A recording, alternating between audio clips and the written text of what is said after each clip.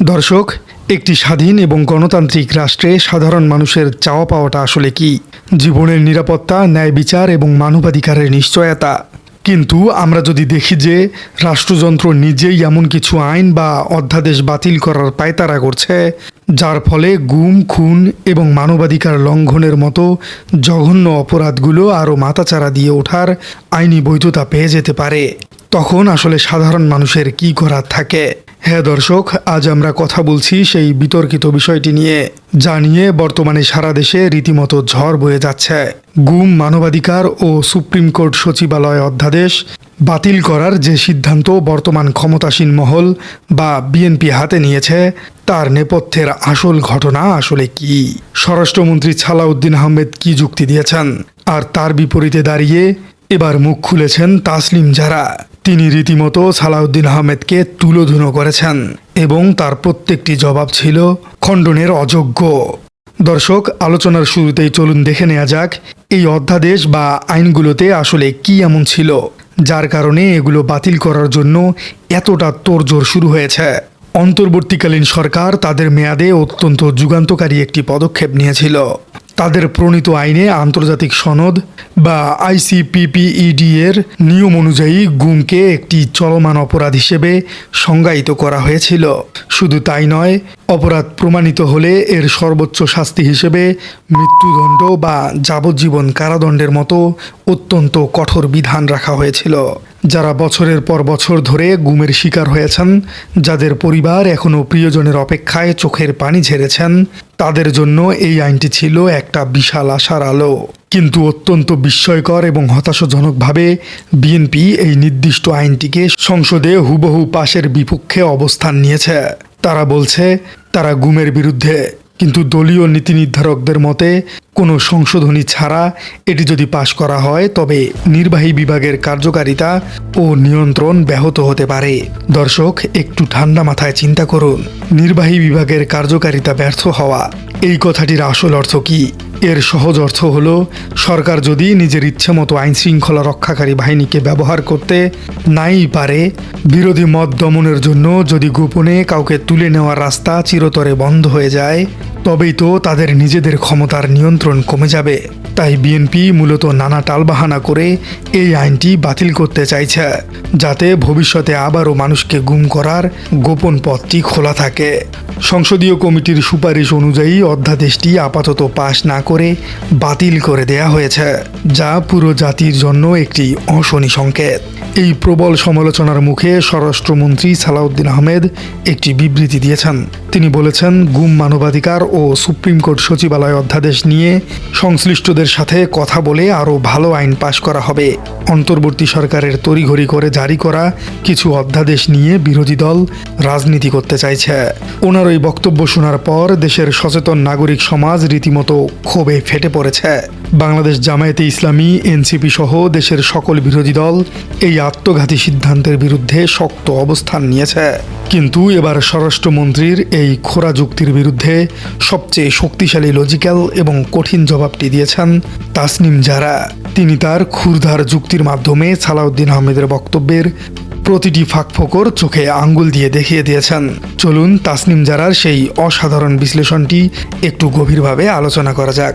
তাসনিম জারা তার বক্তব্যে সরাসরি স্বরাষ্ট্রমন্ত্রীকে চ্যালেঞ্জ ছুড়ে দিয়ে বলেছেন, সাংবাদিক ভাই বোনেরা কি তাকে জিজ্ঞেস করবেন আরও ভালো আইন কবে করা হবে?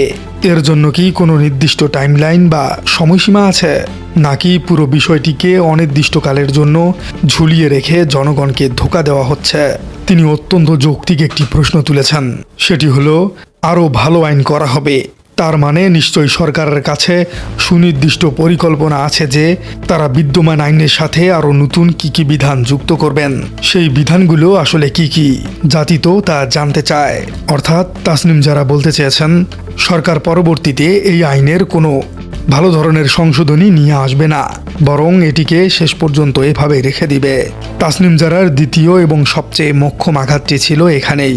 তিনি বলেছেন, আচ্ছা মেনে নিলাম আপনারা আরও ভালো আইন করবেন, কিন্তু সেই নতুন এবং ভালো আইন করার আগ পর্যন্ত বিদ্যমান আইনটি কেন বহাল রাখা গেল না? এই অধ্যাদেশটি বহাল রাখলে রাষ্ট্রে কি কি ক্ষতি আশঙ্কা ছিল? আরও ভালো আইন করা হবে, এই কথার অর্থ হচ্ছে বর্তমান আইনগুলো ভালো ছিল বলেই তিনি মনে করছেন। তাহলে সেই ভালো আইনগুলো কেন অধিকতর ভালো আইন করার আগ পর্যন্ত বাতিল করে দিতে হলো? এই আইনগুলো বহাল রেখেই তো ভবিষ্যতে আরও উন্নতি বা সংযোজন বিয়োজন করা যেত। দর্শক, তাসনিম জারা যে ভয়াবহ পরিণতির কথা তুলে ধরেছেন তা শুনলে আপনার গায়ে কাঁটা দিয়ে উঠবে। তিনি স্পষ্টভাবে দেখিয়েছেন এই আইনগুলো রহিত করার ফলাফল বাস্তবে কি দাঁড়ালো। অন্তর্বর্তী সরকারের ওই আদেশগুলো বাতিল হওয়ার ফলে আজ বাংলাদেশে আইনিভাবে গুমের কোনো স্বীকৃত সংজ্ঞাই আর অবশিষ্ট থাকলো না। অর্থাৎ কেউ যদি আজ গুম হয় তবে তাকে আন্তর্জাতিক মানদণ্ডে বিচার করার পথ বন্ধ হয়ে গেল। দুর্নীতি দমন কমিশন অর্থাৎ দুদক নখদন্তহীন বাঘে পরিণত হলো।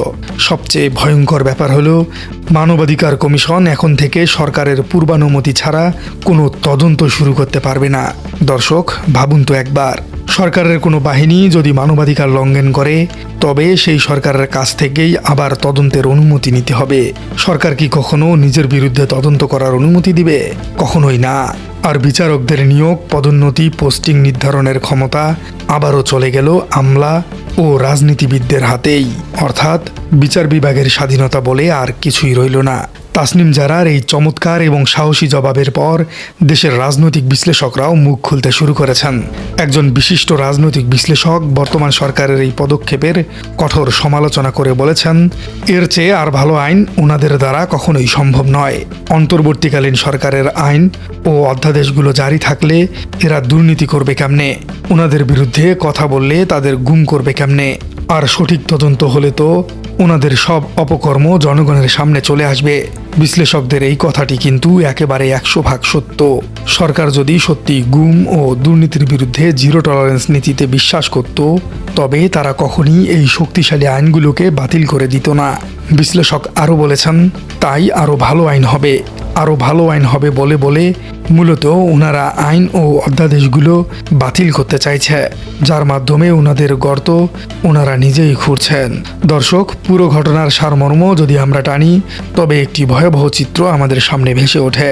বাংলাদেশ জামায়াতে ইসলামী থেকে শুরু করে অন্যান্য বিরোধী দলগুলো কেন এত তীব্র প্রতিবাদ করছে? কারণ তারা জানে এই আইন বাতিল হলে দেশে আবারও গুমের মহোৎসব শুরু হবে। ভিন্ন মত পোষণকারী যে কাউকেই রাতের অন্ধকারে তুলে নিয়ে যাওয়া হবে। আর এর বিচার চাওয়ার কোনো স্বাধীন আইনি কাঠামো দেশে থাকবেই না। গুমের বিরুদ্ধে তদন্ত করতে গেলে সরকারের অনুমতি লাগবে, যা কখনোই পাওয়া যাবে না। এটি কোনোভাবেই একটি গণতান্ত্রিক ও স্বাধীন রাষ্ট্রের বৈশিষ্ট্য হতে পারে না। তাই রাজনৈতিক বিশ্লেষকরা মনে করছেন সালাউদ্দিন আহমেদ সাহেব এবং বর্তমান সরকার তাসনিম জারার এই লজিক্যাল প্রশ্নগুলোর সদুত্তর দিবেন। তারা জাতিকে আশ্বস্ত করবেন যে সত্যিই তারা গুম বন্ধ করতে চান, কিন্তু কাজের মাধ্যমে তারা যা প্রমাণ করেছে তা জনগণের মনে গভীর সন্দেহ এবং আতঙ্কের জন্ম দিয়েছে। প্রিয় দর্শক, আপনার কি মনে হয় স্বরাষ্ট্রমন্ত্রী সালাউদ্দিন আহমেদ আবারও নতুন যে ভালো আইন করার কথা বলেছেন তাকে শুধুই সময়ক্ষেপণ এবং মানুষকে বোকা বানানোর কৌশল? তাসনিম জারা যে প্রশ্নগুলো তুলেছেন তার সাথে কি আপনারা একমত? আর বিএনপি কি সত্যিই চায় দেশে গুমের রাজনীতি বন্ধ হোক? কমেন্টে জানিয়ে দিন আপনার মূল্যবান মতামত। আর আমাদের চ্যানেলে নতুন হয়ে থাকলে চ্যানেলটি সাবস্ক্রাইব করে বেল আইকনটি বাজিয়ে দিন। দেখা হচ্ছে পরবর্তী কোনো ভিডিওতে।